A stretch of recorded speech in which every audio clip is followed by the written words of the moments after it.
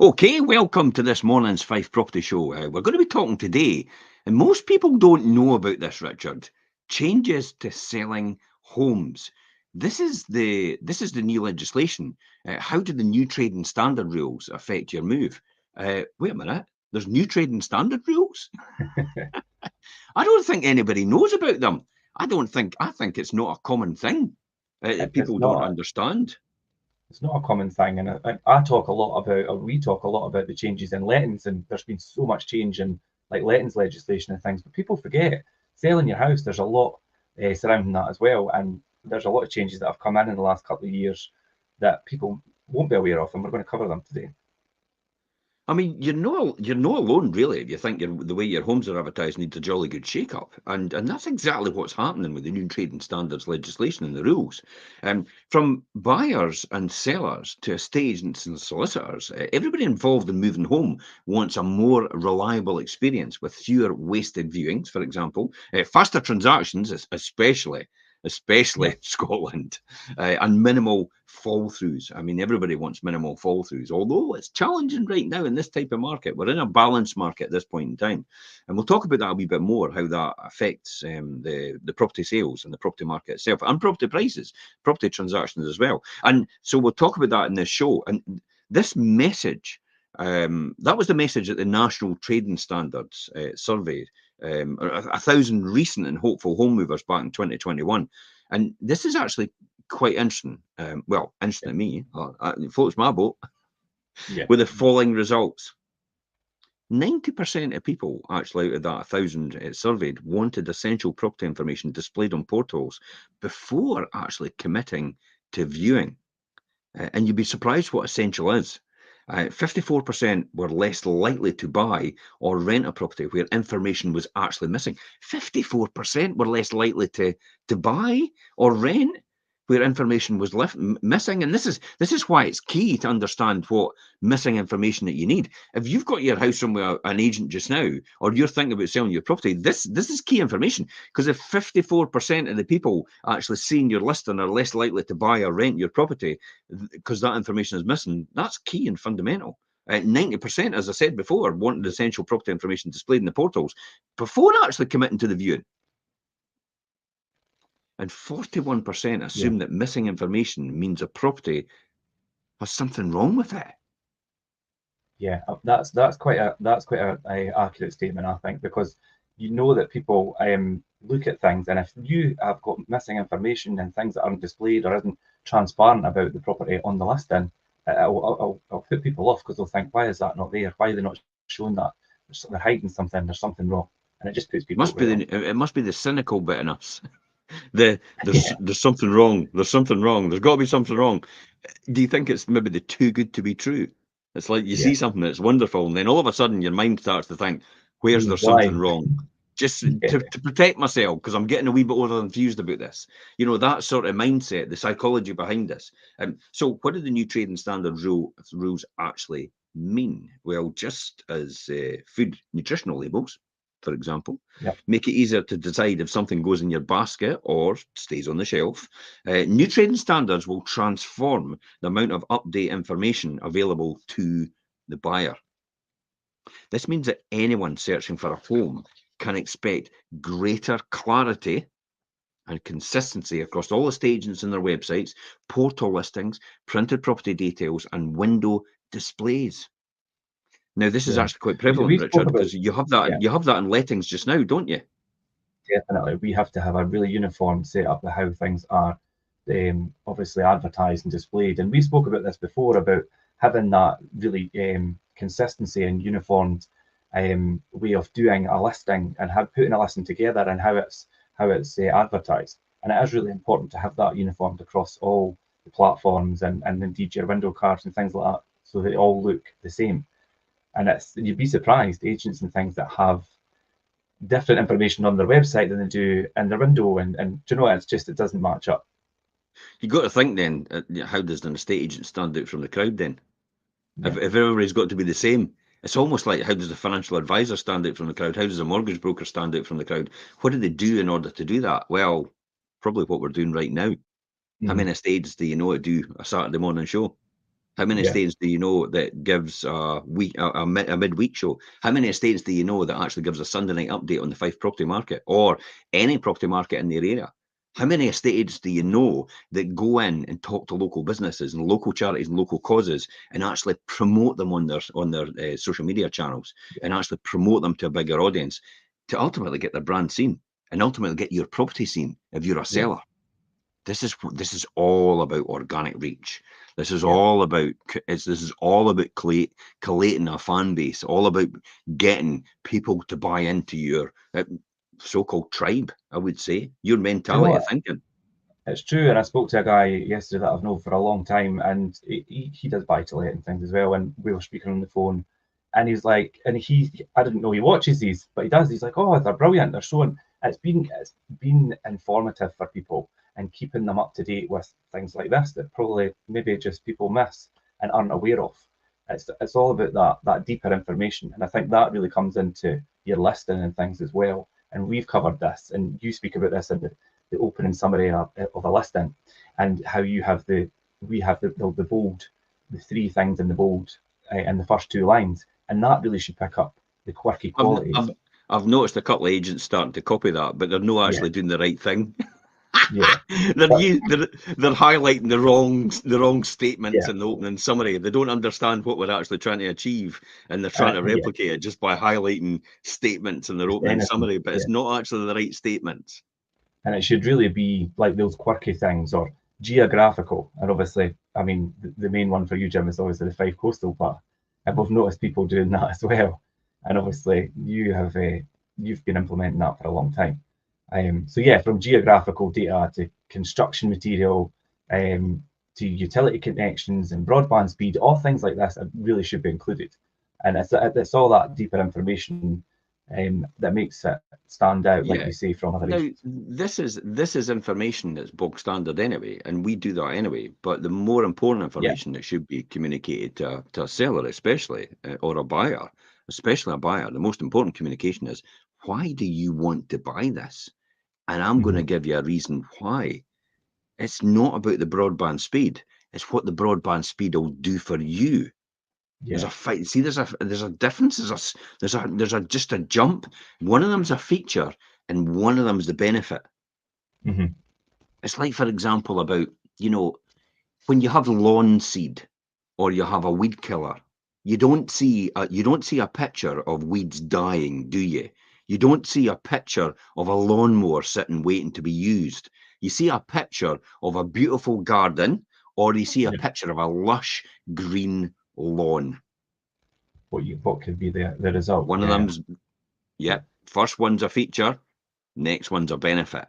Everybody Yeah. wants the benefits for what they want, and that's how you separate and distance yourself from every other estate agent in terms of your property listings, in terms of getting the right audience, in terms of getting some people you can reach that no other agents can reach. I feel like I'm doing a commercial for Heineken. Refreshes the pants that other beers can't reach. if what is it? If Carlsberg did estate agents, Yeah. probably Fife Properties.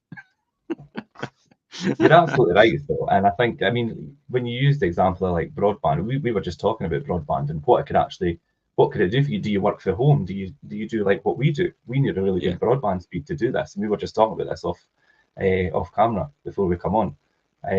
Just obviously, if you've not got the right connection, then you're not going to get the right message across. Could you imagine if you're a consultant and you're in the middle of consulting on an operation, somebody getting operated, and all of a sudden your broadband cuts off? Yeah, no, that's not a good thing. That's why you would want a hardwired fiber optic Yeah, broadband, wouldn't you? It's 100% reliable, and it's probably 1 gig bandwidth. So yeah, it's not about having the cheapest. It's about having the best for yeah, what you're needing it for, and that's when it goes back to properties as well. It's not about having because if we all wanted the cheapest property, we'd all be living in a 2-bedroom flat, or yeah, squeezing or selling a 3-bedroom flat or something like that. People want properties for different types of things, and what they want it for is what you have to market it for. Anyway, let's get back to trading yeah, standards because this is important. yeah. New data fields on portals to highlight any incomplete information and a link to clarify what is ever missing as well. I've actually noticed that coming up on some of the Mhm. portals right now. There's new links for council tax bans, for example. You know, council tax bans are having to get notified now on the actual listing. Yeah. I mean, all these lettings have rules. had to do that. We've All not these, had to do it, but it's no, I was just talking about council tax bans, and we've had them on lettings listings for a long time. all these new rules will fall under the Consumer Protection of Unfair Trading Regulations, 2008. There's a mouthful for you. And the government has indicated that they could also become legislation as part of the levelling up agenda. I've still not understood what levelling up is all about. Does that mean everybody's got to get the same income? It's like, you know, Yeah, if you're going to level people up, is that not just everybody's going to be equal? But maybe some are more equal than others. You've heard that somewhere before, eh? George Orwell. Yeah. Animal Farm. Let's get on to the money matters. Let's talk about money matters. In case you missed it, the first raft of new rules for trading standards, known as Part A, it's no surprise there then, Part A, came into force way back in 2022. These cover the unavoidable costs of buying and owning a particular property, and every listing must now include them. The price, this is quite interesting because I still see this getting done. The price expressed is a number. Price on application is no longer legal, and I still see it on Rightmove. I was looking at properties last night. I can't for the life of me remember where it was. Edinburgh. And I was looking at 3 and 4 million, and one of them was at the top said price on application, POA. That is not allowed to be used. So if you could see that on a website, you should be complaining to that website and saying they're not allowed to say price on application anymore. They have to express a number on there. That is trading standards legislation now. So price on application is no longer legal, along with any buying fees payable to any agent as an auctioneer. This is quite important as well because I run the Scottish Property Network, and the amount of sourcers that come on and they pretend that they've got a great deal for someone, but they show no information about what their sourcer fees are or what the information they're required under the trading standards legislation is, and I immediately just remove them for that very reason. So if you're a sourcer out there and you're trying to get on these property websites and advertise your property you've sourced, you have to declare. You have to declare your insurance. You have to declare your policy number. You have to declare your registration under the consumer protection, and you also have to declare if you've got any fees or introduction fees as a result payable to you for selling this property. In terms of introducing for this property as a sourcer, any buying fees payable. So that's fees payable by the buyer, not by the seller. So don't get everybody get carried away and think, well, you should be declaring how much you're charging for this, for selling it. No, it's the buyer. So if the buyer's got an introductory fee for sourcing a property and selling it on, they need to declare it. It needs to be out there. They're not allowed to hide that. That has to be on a website or a Facebook page or anything like that as well. This is one I said as well. Council tax bans for properties with commercial element. Business rates, for instance, as well. Live and work homes or shops with residential accommodation above. That all has to be shown. Tenure information for straightforward freeholds to the number of years remaining on the lease. That's important as well. Now, I've seen that for a lot of years. You know, in England, that's a lot of years. And you see it like 67-year lease left. And I'm thinking, who would buy it if it's got a 20-year lease? You know, you're going to buy a house for about 300,000. You've only got a 20-year lease left. But I think there's an automatic roll-on right in English legislation. Somebody more competent than me than English somebody legislation. Could jump in and tell us. Yeah, if you know what that answer is, please feel free to comment. So the number of years remaining on the lease, any associated service charges, management fees, and ground rent as well. In short, the new rules are designed to remove obstacles to someone knowing the price of a property in the first place and whether they can afford the ongoing costs of maintenance. Yeah. Interesting. That means factor fees possibly have to be on there as well now. But who would I say is policing it? Trading standards.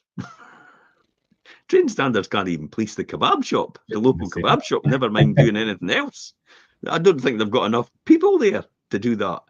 So these sort of systems work on exception. So in other words, what I mean by exception reporting is if somebody reports it to the local authority, not another agent, by the way, they won't take that, believe it or not. Even if another agent reports it and it is actually breaking the law, they will ignore it.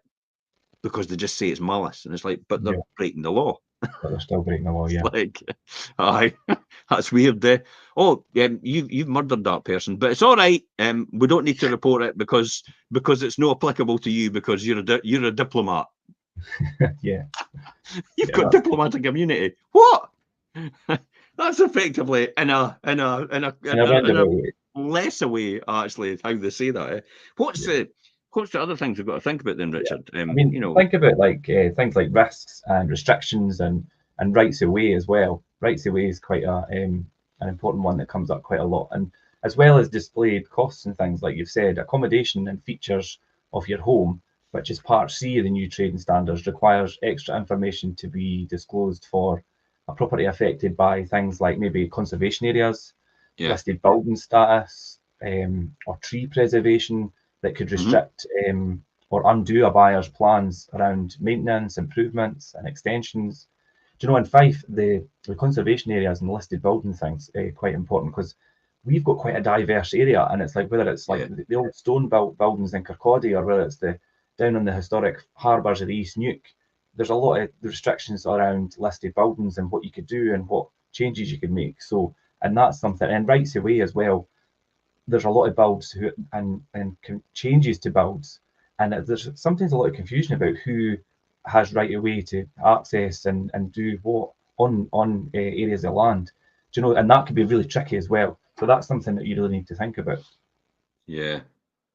It's quite because you could be there forever trying to explain all that though on Yeah. some of the property listings. So and whether it's going to be there or not, we've yet to see, and whether how that's going to be policed.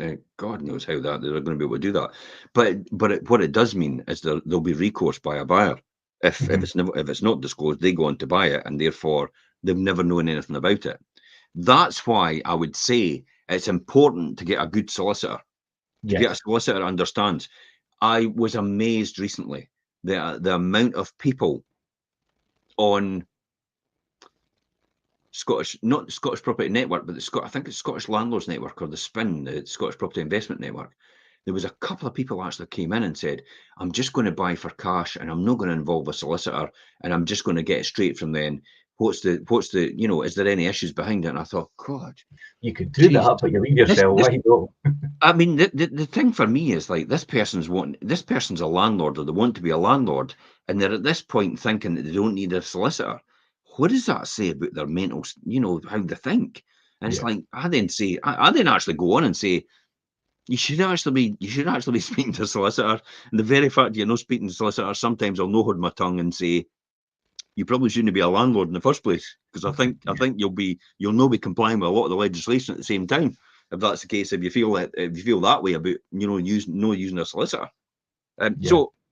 so you're Yeah. right. I mean, Part C of the trading standards talks about that conservation areas, listed buildings. We do mention listed buildings A, B, Yeah. and C, depending on what type. Tree preservation orders could restrict or undo the buyer's plans about maintenance and ground improvements extensions. I think you mentioned public right away, yeah. Yeah, easements like public rights of way across the property's land, or like shared driveways is a really common one, or access to garages and things as well, because you might need to cross somebody else's path to access your garage or your driveway. Do you know? Do Yeah, you that's have a quite an right to do important one. that? And do you know, a lot of people may live alongside, and that's fine. And then you sell your property, and it might all, do you know? And it's like then it comes to light. Oh, really? I didn't have access to go through that way Yeah, to get to my driveway. Do you know? And it's that's like that's where titles and things come in, and a good solicitor will have that done it's properly. quite an interesting one because that then resonates with me about Southbridge and Cooper. Yes, But the fact definitely. that the guy goes, "You're not allowed to go into my garden to get to the roof to sort It's that," like, and it's forgive, like, that's yeah, crazy, we isn't it? do, we do have a right of way into your garden if you check But your we've held titles. us up with that for such a long time, and it's crazy. It's like we just want to fix the roof. Yeah. And, Yeah, and it's his roof as well, and you would think I he would know. want it fixed, but some people are just pedantic. They just want to. I usually say some people just want to see the world burn, and they don't Hmm. care what the cost is. They just want to see the world burn, and it's like for these people, it's like hopefully you'll cheer up at some point in time in Yeah, the future, and and you probably need help. I would say as well. yeah. What other things do we have to think about then? So risks of geographical locations, like floodplains and coastal erosions or mining areas. I mean, we've got all of that here in Fife. Yeah, Or around building safety issues, including maybe unsafe cladding, asbestos and danger of collapse and things. Do you know, we talk about floodplains or flood risk, and it's funny, there's one close by to us, and I'll not mention it, but there's one I was looking at that's on the market just now, and I was discussing it, and seemingly who I was discussing it with knows the neighbour, and they're like, but the burn runs at the back of it, and I actually didn't know the burn went that way, but anyway, it does, and it floods quite a lot, and obviously the recent weather we've had, and I'm like, no, I wonder, that's not in the listing, I never seen that, but because I know somebody that knows the neighbour, and I'm like, so that's a prime example of that, where it's not been really disclosed or mentioned in the listing at all. So hopefully, coastal erosion will become more prevalent, especially in the seaside locations, in the years to come. We've noticed a lot in the Leadmouth area, in terms of coastal erosion. It's actually quite bad. I was at one point thinking, God, is that caravan site going to be here in Shepherd's Knowe? Is it going to be here in 20 years' time? I know. Yeah, you do see quite a lot of that, especially as we head along the coast and Fife as well. And the mining areas, obviously, we have a lot of that across East Weems and Buckhaven, and and right through into Kirkcaldy and things as well. Mm-hmm. You need the old mine shafts and things, and there's still some that you need to check with the old coal board and things. Oh God, I often think it's money for old rope when you come to coal reports. Yeah, I know. It's like, wait a minute, I got a coal report on one of these properties a few years ago when I bought one. It's never changed. Although there was one recently in recent years in Kirkcaldy, there was a new development built of apartments, and they got the report, and it was fine, and it was all signed off. And subsequently to the apartments, and they were quite high end ones, and they actually subsided and had to be taken down, and there was a whole big thing about it. Wow. So yeah. Was that on the prom by any chance? No, it wasn't. It was up a bit, but on the other side of the high street. Oh wow. Okay, so you don't know where it's going to be and when it's going to be, but it's important to actually make sure all these that information is available. And again, I come back to saying, regardless if it's going to be on the listing or not, and you will have recourse if it's not, because under the trading standards, the Part C of this Act that we talked about, you're going to have recourse. But that's why a good solicitor will actually identify that before that happens, because that's the type of things they look for. One of the things for me is nearby planning permissions in case they'll limit access or change the character, or the appeal and the noise levels of the general neighbourhood itself. We had one recently at the back of the East Nook. It is a steading, and there was an objection because apparently from one entrance you can't have more than 5 coming off one entrance. Right. And the way the owners got around it is his 3 properties are actually classed as 1. All right, okay. Because it's a steading. And he's got permission to build 3 properties, and he's built his first one, and he's going to convert the steading, and then there's an old barn in front which converted to a house as well, but it's actually classed as 1. So effectively that's 1 with 3 on it, and then you can get another 4. So I don't think a lot of neighbours actually know that while they're complaining. So there's no much they're going to be able to do because the legislation is the legislation and planning's allowed it to happen. So that's it. So that's why it's important to understand what the nearby planning permission is, just in case they limit the access or change the character. Definitely, I would say that. Adaptations. There they go. Put my teeth back in and put my brain in gear for a change. For accessibility is quite an important thing, including step-free entry, an essential living accommodation on the entrance level, ground floor, as well as making it clear if a home has many steps to reach the front door. This is why the home reports are quite important, because it actually tells you that. That is one of the questions. So I think the backup to most of this in here is the home report in Scotland. I wonder what they'll do in England, because obviously they'll have to declare that all on other websites, whereas we can get away with having that in a home report, and that's where it's all declared. Yeah, I hear a lot of people complain about home reports and, do you know, it's not worth the minute it's written on and things. But I think if you were to go down England and see the difference where they don't have home reports, you would realise the benefit of having them. So, yeah, and I think England in time will follow suit. Yeah. There's somebody on YouTube asking Kitten Give me a shout out in your only viewer. I love your videos. Thank you very much, Kitten, whoever you are. Thanks very much for that, Ken. What would I say about, we've talked about that, the risks, the restrictions, and the rights of way. Don't worry if it sounds a lot. Yeah. I think that's the overall riding factor here. We can retrieve most of this information very quickly online. Your solicitor can as well, as you'll see when we talk about this bit coming up next. Your solicitor can also be a great help and instruct if you instruct them early enough. Again, every single time, Richard, I can't express enough to people when they put their house on the market for sale is get in touch with your solicitor straight away. Tell them straight away that you're listing your property, you're putting it up for sale. Now, this is the reason why. Why is that reason? How to take advantage of the new trading standards rule, Richard? Yeah. So ultimately, I mean, all the extra details needed when your home goes up for sale are the information your buyer's solicitor will eventually, they'll ask for that. If you've got a good solicitor, they're going to ask for all this information. If you don't disclose it and your buyer's got a good solicitor, they will seek that out. So it should really be provided in the first instance anyway. But with that in mind, you can use the new rules to your advantage by getting your sale contract ready from the very start. And that's by, like you say, Jim, instructing your solicitor as soon as your home goes on the market. I would probably even say I would speak to them in that process leading up to it going on the market. And ask your friends and families and estate agents for recommendations of good. Your estate agent should really give you a recommendation of a really good solicitor, rather than picking up just the cheapest option. And don't just go on the internet and pick somebody just because they look cheap or the cheapest cost. Take it on recommendation.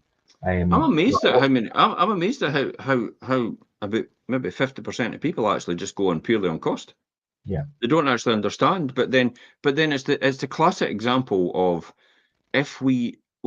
not everybody goes on cost. We know that, because if that was the case, we'd all be driving the same car and it'd be the cheapest car. We all drive different cars for a different reason. We all sometimes drive the same car but with a different badge. Mm-hmm. The Volkswagen Group are classic examples of that, aren't they? Between the what we call we're only allowed to call it Skoda now. With the Skoda. We're not allowed to call it Skoda anymore. It's an upmarket brand now. But we've got Skoda, and then we've got the Audi, and then you've got the in betweens, the Volkswagen Golfs and stuff like that. So, and the Polos and everything. So it's these sort of things that make a fundamental difference in terms of marketing. But you should never buy on price alone. It should never be decided on price alone. There was a survey done, and the majority of people actually put the third price is the third reason people they would actually use someone. It's all about experience, it's all about expertise, and it's all about the results. That's the main things people will choose an estate agent, a solicitor, or anything like that. So we often endorse local solicitors for different areas. We know them, and it's people I've used personally as a result. It's people we would use personally as well. Yeah, I don't endorse people I don't know or I've not used, even though I think they're wonderful and we've had great conversations and great chats. If I've never used your system, I'm not really in the process of endorsing you. If it's coming down to something as serious as legal aspects or anything, or property matters or anything like that, because you never know, it just might not be the same. I would say. So recommendations, rather than picking up the cheapest option from the internet, ask your solicitor for property information forms so you can complete them with all the information you've gathered, along with the certificates and warranties. That's where the home report comes in, isn't it? The property questionnaire, a lot of the times. Yeah, and it's people maybe sometimes overlook the questionnaire, and I know in certain instances when it's deceased estates and things that they can be quite sometimes they're not really filled in to the best, but typically when they're filled in by the current owner, they're a great guide on these kind of things, and from the actual person that's lived there as well. So I mean, the home reports are great, and I definitely think England will follow suit with these eventually, because they've worked to our advantage since they were introduced in Scotland a while ago now. But one of the things that we do every time is, as soon as we list a property for sale, we immediately put it into our system, and the system sends the solicitor an email automatically. I'm amazed at the amount of people that still come to me and say, do I have to get the home report organised? And I'm like, no. Do I have to notify my solicitor? No, No, we'll do we'll that. do all that for you. But you can if you want, but we organise the home report, we organise the solicitor. Do I need to organise anything? No, you don't need to do anything. All you need to do is sign the paperwork and let me just do my job. Let us do our job, let the team work in the background and make it all happen for you to make it completely stress-free. I think that's a unique selling point of Yeah. some systems, because a lot of systems actually, even when it comes into viewings, another just a fundamental difference in how you do the viewing process. I think that's another one that actually Oh distinct yeah. is quite distinct, because a lot of people just think you open the door and let the person look around and then you're there to answer their questions if they've got any. But it's not anything to do with that at all. It's you understand the needs of the buyer before they walk in the It's door. all about the interaction. Yeah. Yeah, you understand what they're looking for. You understand what emotional buttons to push when you're walking around with them, how to get feedback from them without them knowing it, how to delicately put forward a soft close, how to Hmm. put forward a hard close, depending on what situation you're in right now, in order to close the deal. And often I used to say to people, is I'll have an offer, if I do a viewing with somebody, I'll have some sort of offer out of them by the time I get to the end of the viewing. Yeah. Yeah, that's funny you should say that. I was doing a viewing at a sale property through the week, and it was a lovely Ukrainian couple, and their English wasn't that great. He had this brilliant tool. I had it on the translator on his phone, and we ended up actually having this whole conversation through the translation on the phone, and hopefully, yeah, I think we got there in the end and it worked. But yeah, it's all about having that level of communication and that interaction, and without the translator on his phone, it would have been quite difficult, but it worked. Yeah, definitely, I would say so. Yeah, okay. So solicitor along gathered certificates and warranties. Probably finally for me, getting the local authority search carried out. Again, solicitor does all that for you. Yeah, Local authority searches. It can take now. This this is the key here. This is what takes a long time to do that. So the local authority search is carried out. It can take many weeks to do it. This is why it's important to actually instruct your solicitor in the very beginning, as soon as you put your house in the market, and tell them so they can get all this done in advance. If you don't get that done in advance, then you're on a hiding to nothing. And then by the time you get a sale and you get an offer and it's accepted, then the solicitor goes, my God, I've got to get everything together now.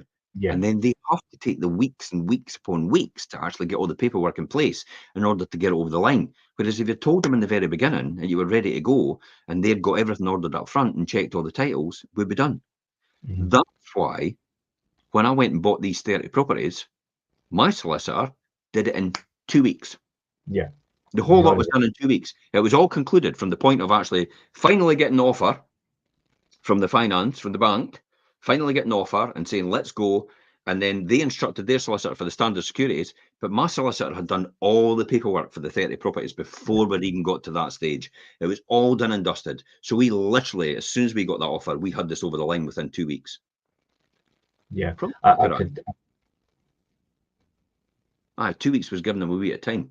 Yeah. Yeah, I remember that. But I I remember the could probably guarantee that a lot of people watching or have sold property recently, and the experience might be you've got to the last minute and the solicitor's not been informed correctly, and that has held up your sale. And it could hold it up for a long period of time, like you say, Jim. It could take weeks.